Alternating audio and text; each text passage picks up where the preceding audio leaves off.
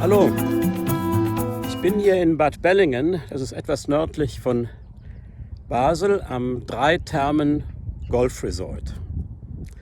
Zufällig mein Heimatclub. Hier gibt es 4 18-Loch Golfplätze, was ziemlich gut ist. Und ich stehe hier am ersten Abschlag vom Quellenhof. Quellenhof, so heißt hier dieser Golfplatz.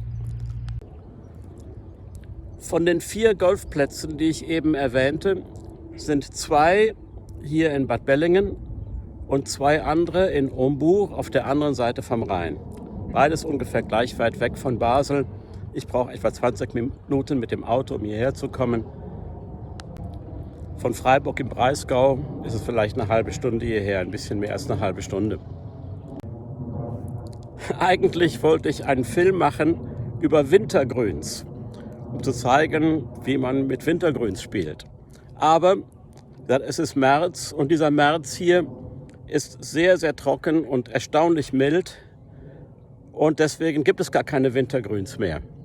Aber trotzdem kann ich etwas zu Wintergrüns sagen, nämlich die Wintergrüns sind ja so gesteckt, dass die Bahnen kürzer sind. Und da kann man sich fragen, lohnt es sich dann überhaupt Golf zu spielen? Wie kann man so ein Spielen mit Wintergrüns interessanter machen? Und da habe ich eigentlich auf einem anderen Kanal ein paar Tipps gesehen, die ich euch gerne jetzt hier auch nochmal zeigen werde. Und zwar kann man die eigentlich immer benutzen, diese Tipps. Wie kann man das Golfspiel, es ist recht, wenn man alleine ist. Ich bin heute alleine hier am Nachmittag, es scheint keiner da zu sein. Also die Idee ist, wie kann man das Spielen, das Üben interessanter machen für sich selbst. Speziell, wenn es Wintergrüns gibt, aber auch unter normalen Umständen. Wie ihr seht hier, die Fairway sieht ja fantastisch aus für März, obwohl es bisher überhaupt nicht geregnet hat oder fast gar nicht geregnet hat. Und jetzt zeige ich mal 3 verschiedene Möglichkeiten. Und bevor ich anfange, also wenn euch dieser Kanal gefällt generell, dann abonniert ihn doch, das kostet nichts. Und speziell, wenn ihr dieses Glockensymbol anklickt, dann bekommt ihr viel leichter mit, wenn auf diesem Kanal etwas Neues kommt. Dieser Kanal zeigt ja nicht nur Golfplätze, sondern auch Drohnenaufnahmen, Landschaftsaufnahmen, ein bisschen was vom Tesla ab und zu, aber doch meistens golfbezogen. Also die Idee ist, dass man sich Herausforderungen stellt, die das Golfspielen nicht ganz so einfach machen. Wir brauchen dann vielleicht mehr Schläge pro Loch, aber dafür bekommt man ein besseres Gefühl für den Ball und die Schläge. Und diese Möglichkeiten kann man natürlich variieren, wie man will. Ich zeige jetzt mal 3 verschiedene. Und zwar die erste ist, dass man keine Hölzer benutzt. Also das hier ist ein Par 5 und man darf kein Holz benutzen. Kein Driver, kein Fairway Wood, nichts. Also nur Eisen. Ich versuche also jetzt hier dieses Loch zu spielen, dieses Par 5 mit 428 Metern ab den gelben Abschlägen. Es geht hier leicht bergan. Also ich bin ganz normaler Hobbygolfer, nichts Besonderes. Also schaut euch bei meinen Schlägen nicht unbedingt an, wie man etwas machen soll, vielleicht eher, wie man etwas nicht machen sollte. Aber das längste Eisen, das ich habe, ist ein 6er Eisen. Ich habe Cleveland, hier UHX. Mal schauen, wie das geht.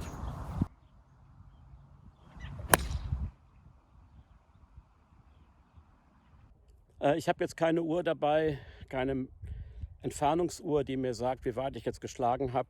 Das ist ja auch nicht so wichtig. Hauptsache, es geht voran. So, jetzt der zweite Schlag. Das ist schon komisch, ich habe sowas selber noch nie gemacht.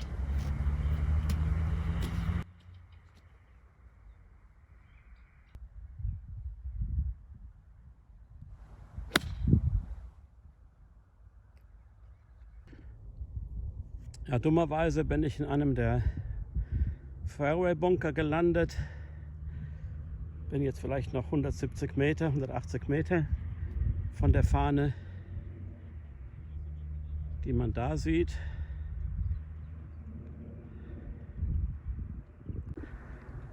Aber auch so eine Situation muss man spielen können. Der Sand hier ist relativ hart und der Rand ist nicht allzu hoch. Also werde ich es mal riskieren, hier mit meinem 7er oder 8er Eisen zu spielen.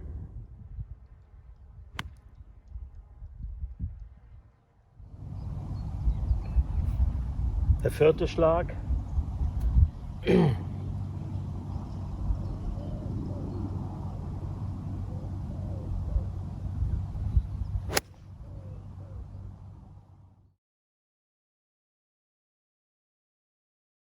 Dann mit dem 4. Schlag aufs Grün, sogar ein bisschen zu weit. Paar zu machen wird schwer. Dafür ist die Entfernung doch ein bisschen weit bis zur Fahne. Aber mal schauen, wie es geht. Das Grün sieht auch noch ein wenig holprig aus. Es ist ja erst am Anfang der Saison.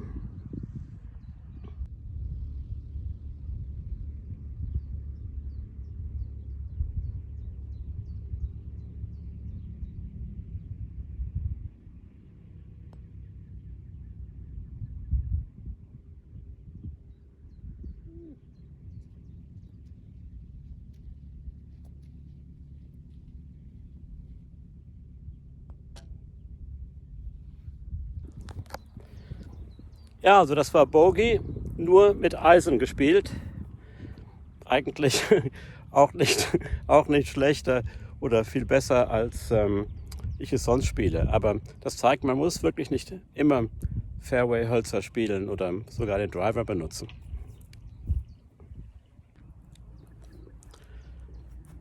Das zweite Loch hier am Quellenhof ist ein Par 3, ungefähr 150 Meter. Es ist allerdings heute ein bisschen kürzer gesteckt, so wie es den Anschein hat. Und ich weiß nicht genau, wie die Entfernung ist.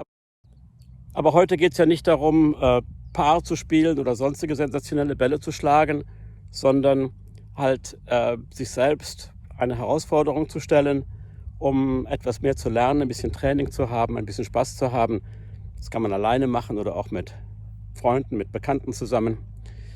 Wintergrüns gibt es ja jetzt nicht mehr, aber wie spiele ich jetzt dieses Par 3? Also es geht jetzt gar nicht darum, dass es hier ein Par 3 ist, sondern was ist die nächste Herausforderung? Die nächste Herausforderung ist, dass man nur einen Schläger nimmt für das Loch. Also man sucht einen Schläger aus und spielt den. Hier würde ich ein Fairway-Holz benutzen, ein Hybrid normalerweise. Es geht hier leicht bergab. Es gibt vor dem Grün allerdings gemeine Sandbunker. Aber hier werde ich mal einfach einen Pitching Wedge benutzen, werde also mindestens 2 oder 3 Mal schlagen. Es geht, wie gesagt, man sucht sich irgendwas aus und spielt halt nur diesen einen Schläger. Manchmal denke ich mir, dass es für Par 3s auch gut wäre, wenn man nur den Sandwedge benutzt. Also mit dem ersten Sandwedge kommt man irgendwo in die Mitte der Bahn, mit dem zweiten in etwa auf das Grün und dann hat man 1 oder 2 Putts, um das Loch zu spielen. Das ist vielleicht besser, als zu versuchen, mit einem Schlag möglichst nahe die Fahne zu kommen und ist dann in Wirklichkeit irgendwo im Sand oder im Wald oder wer weiß ich wo. Also jetzt mal, ich wähle einfach mal einen Pitching Wedge, halte mich ein bisschen links. Hier hinten, da sieht man nämlich diese Bunkerlandschaft. Ich werde ungefähr in diese Richtung spielen, werde aber relativ vor ankommen. Mal schauen, ob diese Rechnung aufgeht. Wie gesagt, ich werde nur mein Pitching Wedge spielen.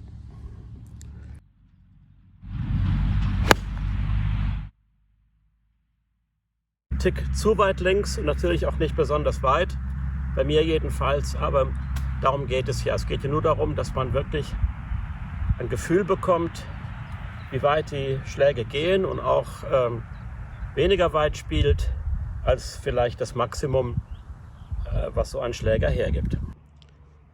Also ich bin hier auf der Höhe der Bunker gelandet. Hätte ich geradeaus gespielt und mich nicht links gehalten, wäre ich jetzt irgendwo in dieser Bunkerlandschaft, was nicht so angenehm ist. Jetzt habe ich nicht mehr allzu weit bis zur Fahne, bis zum Grün, was von hier aus sehr schön aussieht. Normalerweise würde ich von hier aus einen Sandwedge benutzen, aber ich muss hier meinen Pitching Wedge benutzen.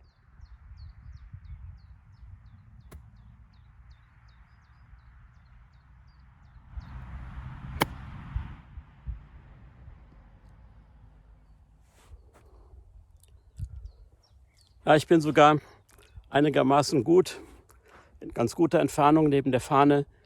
Wenn das hier ein Wintergrün wäre, dann könnte ich natürlich auch hier das Pitching Wedge benutzen. Mache ich jetzt nicht, aber es ging ja nur darum zu zeigen, was man für Tricks benutzen kann. Also bei einem Loch benutzt man halt nur einen Schläger. Und jetzt geht's zum nächsten Loch.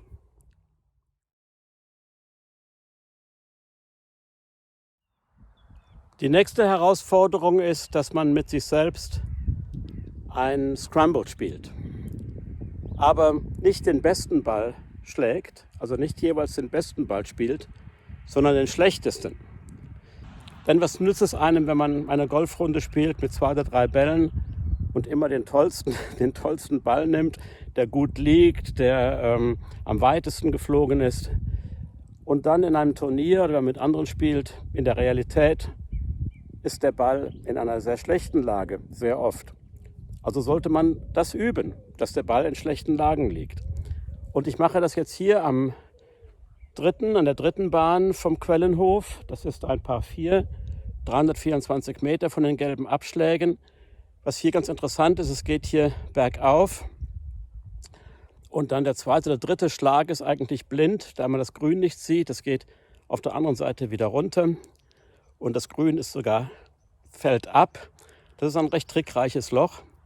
Aber wie gesagt, auch da, es geht heute ja nicht darum, wie toll man ein Loch spielt, sondern die Methode, wie man für sich selbst das Spiel interessanter und spannender machen kann und etwas lernen kann, selbst bei Wintergrüns, die wir heute ja nicht einmal haben. Also, es geht los. Hier kann man also jeden Schläger benutzen, den man möchte, ganz normal. Und ich spiele hier mal einen Driver. Ich bin zwar überhaupt nicht gut mit einem Driver, aber naja, das geht ja vielen so. Also, los geht's. Also für März, Mitte März ist es wirklich wunderschön grün hier. Gefällt mir.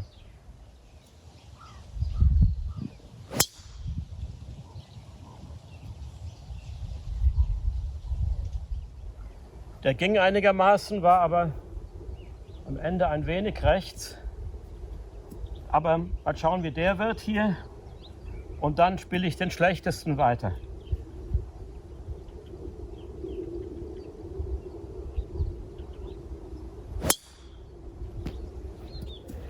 Das muss ich mir nachher mal in Zeitlupe anschauen, denn so sehr zufrieden war ich mit den beiden Schlägen nicht. Aber die gingen ungefähr gleich weit, aber die Flugbahn hat mir nicht gefallen. Das kann ich mir ja nachher im Slow Motion in der Zeitlupe analysieren.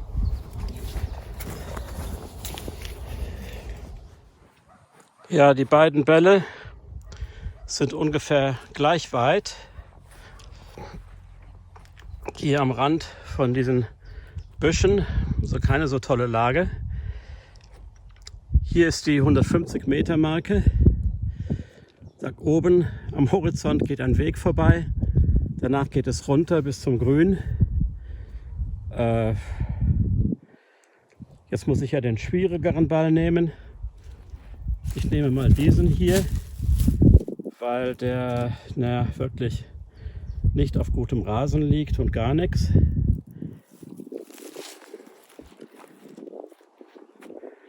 Ich zeige auch den mal.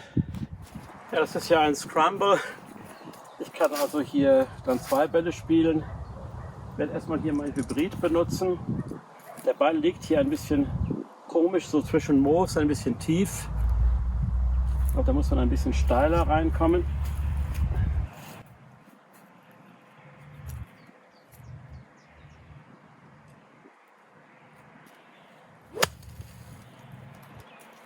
Ja, nicht sehr weit, aber er ist raus.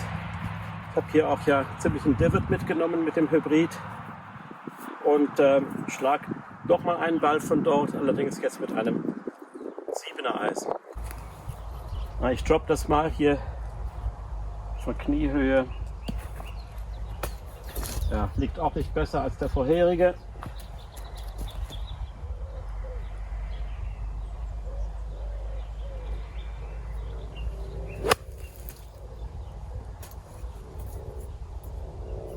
Tja, der war schlecht. Und den muss ich jetzt spielen. Ich muss den schlechteren Ball spielen. Ja, da vorne ist die 100-Meter-Marke. Ich bin hier so zwischen der 100 und 150 Meter Marke. Das Problem ist, hinter dem Horizont geht es ja bergab. Das Grün fällt auch ab. Sollte ich hier zufällig einen guten Fairway-Holzschlag schlagen, dann geht der Ball vielleicht zu weit. Aber ich werde es trotzdem machen. Es ist ja ein Scramble und werde hier auch wieder einmal mein Hybrid spielen und einmal ein Eisen.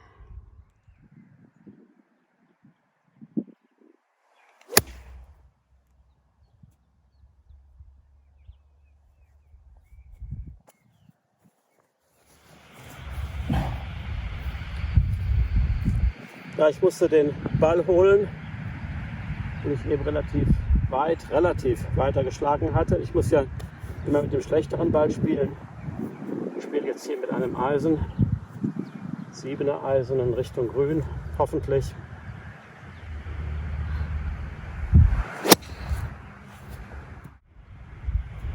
Garantiert nicht aufs Grün, aber auch nicht weiter. Mal schauen, wo der gelandet ist. Hier sieht man den Weg, den ich eben erwähnte.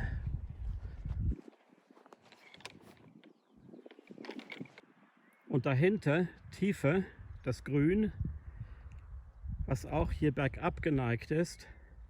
Das macht es hier ein wenig trickreich, denn wenn man hier glaubt, einen schönen weiten Schlag zu machen, es sei denn, man kann dem einen riesen Spin geben, dann rollt der Ball halt hinter dem Grün weiter den Hang hinunter. Jetzt suche ich mal meine Bälle und man sieht hier interessanterweise sowohl der Fairway, der Hybridschlag, als auch mein 7er Eisen sind in diesem Fall ungefähr gleich weit gegangen. Ich bin ein Sandwedge von der Fahne weg, aber es ist eben trickreich, muss man kurz spielen, damit der Ball nicht allzu weit geht. Mal schauen, ob ich das hinbekomme. Ja, das Gras ist relativ tief.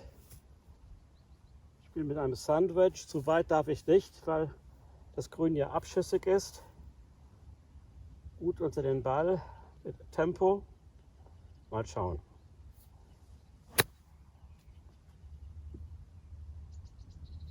Zu kurz. Immerhin an den Rand des Grüns.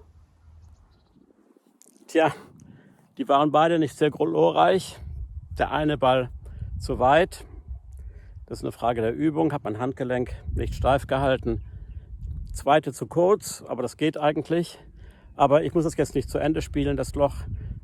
Ich wollte euch ja nur zeigen, welche Herausforderungen man sich selbst stellen kann, um ein Spiel interessanter zu machen. Also vielen Dank fürs Zuschauen und bis zum nächsten Mal.